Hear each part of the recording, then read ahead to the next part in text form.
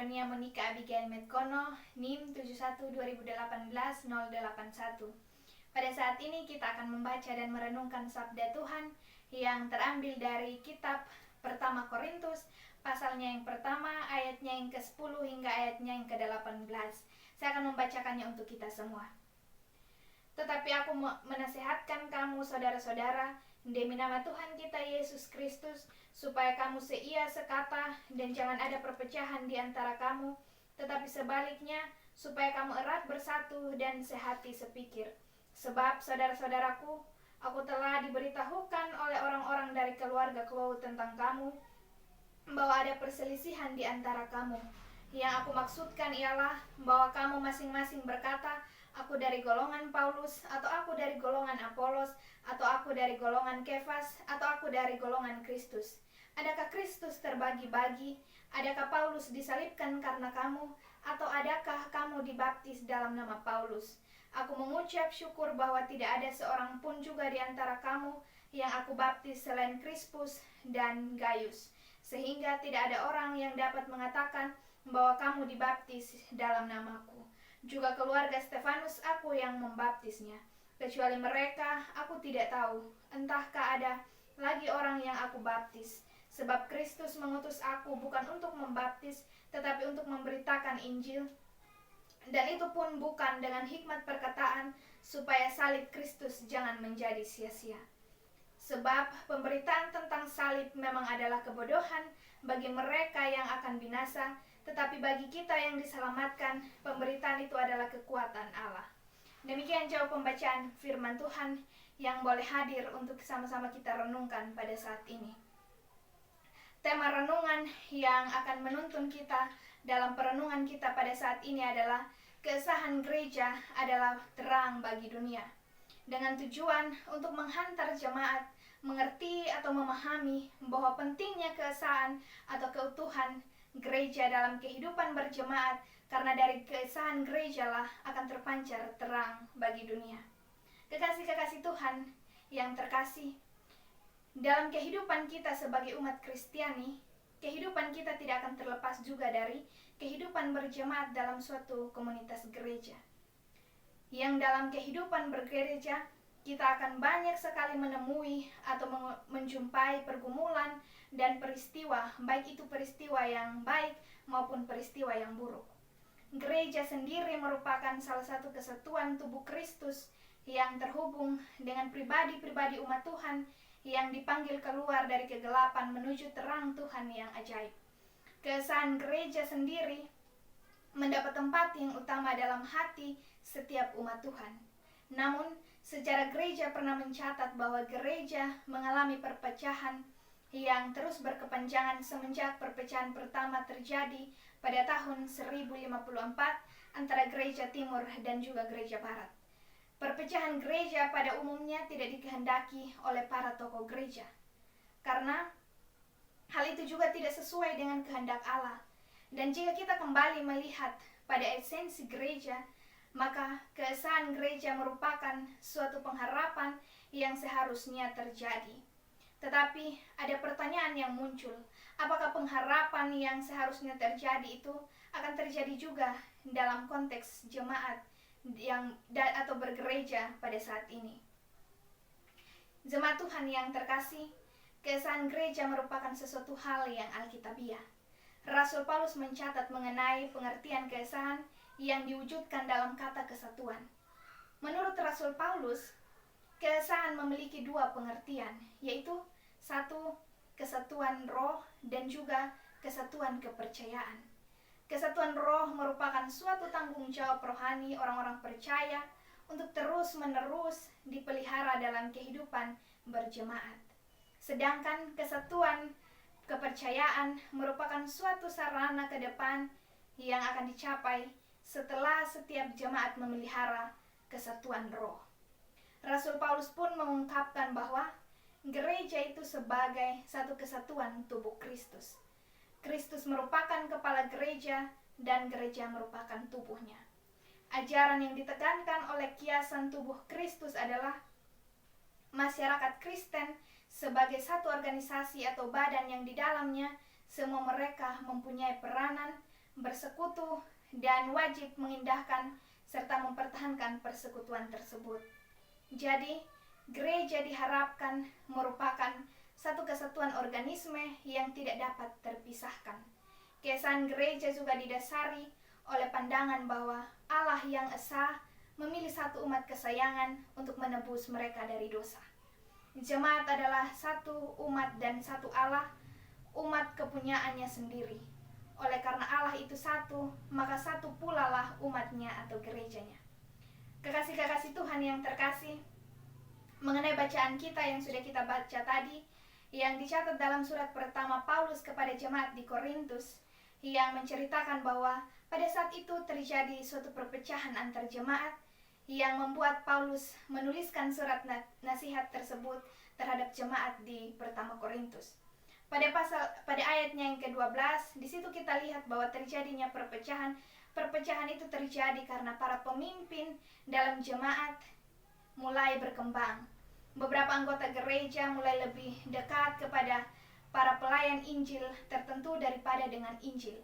Paulus menyalahkan sikap seperti itu, sambil mengingatkan mereka bahwa baik dia maupun orang lain tidak disalibkan demi mereka. Kesalahan yang sama terdapat dalam gereja masa kini. Beberapa orang percaya menjadi lebih dekat dengan seseorang gembala atau penginjil daripada dengan Kristus dan juga firman-Nya. Hal ini dapat menyebabkan mereka mengkhianati prinsip Kristen. Bahkan dapat memecah belah jemaat. Kita harus selalu berhati-hati untuk memusatkan kasih dan kesetiaan kita kepada Allah dan firman-Nya, bukan pada pelayanan Injil atau siapapun juga. Nah, di ayatnya yang ke-12 juga di situ dijelaskan tentang golongan-golongan. Golongan Kristus ini barangkali terdiri atas guru-guru palsu yang memusuhi Rasul Paulus dan mengaku bahwa mereka memiliki kerohanian dan hikmat yang lebih unggul daripada Rasul Paulus. Mereka percaya bahwa pengetahuan mereka membebaskan mereka dari pengekangan hukum dan dari tuntutan moral. Mereka sedang berupaya juga untuk merebut jemaat kepada Injil mereka yang menyimpang. Dan pada dasarnya hal itu ditentang oleh Rasul Paulus. Pada ayatnya yang ke-17, Paulus tidak bermaksud untuk mengurangi makna ajaran Yesus tentang baptisan. Sebaliknya dijelaskan bahwa ia menugaskan penyelenggaraan baptisan kepada para rekannya sebagaimana dilakukan oleh Kristus dan juga Petrus. Rasul Paulus ini tidak ingin memberikan kesempatan kepada orang yang bertobat di bawah pelayanannya untuk beranggapan bahwa mereka dibaptis dalam nama Paulus. Paulus sendiri memusatkan perhatiannya pada pemberitaan Injil. Kekasih-kekasih Tuhan, terlihat juga pada ayat yang ke-18 yang mengenai berita salib. Berita tentang salib tidak hanya mencakup hikmat dan kebenaran, tetapi juga kuasa Allah yang aktif, yang diturunkan untuk menyelamatkan, menyembuhkan, mengusir setan-setan, dan membebaskan dari kuasa dosa. Saudara-saudara yang terkasih, dari bacaan 1 Korintus pasal 1 ayat 10 hingga ayatnya yang ke-18 juga mengajak kita sebagai umat gereja di zaman sekarang ini untuk melihat dan menjadi terang, atau bisa dibilang melalui bacaan ini kita dipanggil untuk menjadi pelaku-pelaku firman yang memancarkan terang kasih Allah di tengah kehidupan dunia saat ini, agar salib Kristus tidak menjadi sia-sia seperti yang sudah dituliskan pada ayatnya yang ke-17. Dan untuk bisa menjadi pelaku-pelaku firman-Nya yang senantiasa menyatakan kesan gereja di tengah kehidupan dunia ini dengan berdasarkan pandangan Alkitabiah bahwa Kristuslah yang akan membangun gerejanya, maka terwujudlah kesan gereja yang berada dalam kesatuan Kristus.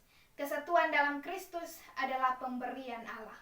Karena itu, kesatuan dalam Kristus tidak bisa rusak atau musnah dimanapun dan bagaimanapun anggota-anggota gereja berkumpul.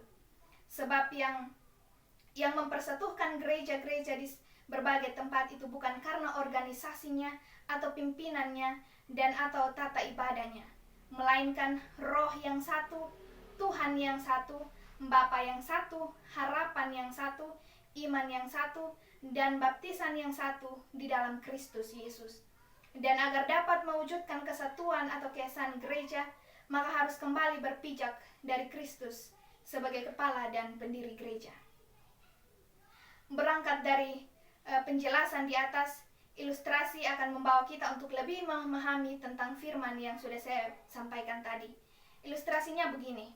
Di sebuah gereja yang sedang mengadakan sebuah lomba cerdas cermat Alkitab yang diikuti oleh rayon A dan juga rayon B, ketika perlombaan ini berlangsung, kedua rayon ini bersemangat sekali sehingga nilai atau poin yang didapatkan oleh keduanya menjadi seimbang. Akan tetapi ketika soal terakhir dibacakan dan rayon A dengan cepat menjawab dengan benar dan mendapatkan poin yang pada akhirnya rayon A menjadi pemenang dalam perlombaan tersebut, tetapi dari situ timbul sebuah masalah. Masalahnya adalah bahwa rayon B tidak menerima kalau rayon A yang menjadi pemenangnya dan menganggap bahwa rayon A dan juga juri melakukan sebuah kecurangan. Masalah ini membuat hati tim B panas dan tidak terima, sehingga rayon B ini selalu memusuhi keberadaan rayon A dalam gereja. Dan gara-gara hal tersebut menimbulkan juga perpecahan dalam gereja karena anggapan yang belum tentu juga benar. Dari ilustrasi ini kita dapat belajar melalui Rasul Paulus yang menasihati kita bahwa kita harus hidup dalam kesatuan sebagai jemaat yang hidup dalam Kristus. Dari ilustrasi ini juga mengarahkan kita atau mengajarkan kita bagaimana kita harus hidup dalam lingkungan gereja yang senantiasa mencerminkan kemuliaan Kristus dan keesaan gereja untuk mendatangkan terang kasih Kristus di tengah kehidupan dunia ini. Bapak Mama yang dikasihi oleh Tuhan kita Yesus Kristus, di akhir dari khotbah atau renungan ini, saya mengajak dan berharap bahwa kita sebagai umat-umat Kristus yang hidup dalam dunia saat ini, marilah kita menjadi pelaku-pelaku firman yang baik atau menjadi terang bagi dunia dengan terus mempertahankan atau terus memelihara keesaan gereja dengan terus berlandaskan atau berdasarkan kasih Kristus yang sudah Kristus anugerahkan bagi kita sebagai umatnya, sambil terus mengingat bahwa keesaan gereja merupakan suatu pengharapan yang dapat saja terjadi, dan Tuhan Yesus pun akan menolong kita untuk dapat terciptanya suatu kesatuan umat. Dan juga kita harus terus mengingat bahwa keesaan gerejanya akan terwujud melalui kita sebagai umat yang membawa terang kasih Kristus dalam dunia. Atau dengan kata lain, keesaan gereja akan terwujud melalui kita sebagai orang-orang percaya yang tetap hidup dalam ketaatan dengan Allah melalui kehidupan yang meladani Yesus Kristus. Serta mengingat juga bahwa keesaan gereja harus diwujudkan secara bersama dengan umat Tuhan yang bersatu bukan atas dasar keseragaman dalam lembaga, organisasi ataupun liturgi, melainkan dalam kesatuan pelayanan untuk mempermuliakan nama Tuhan. Tuhan Yesus memberkati. Amin.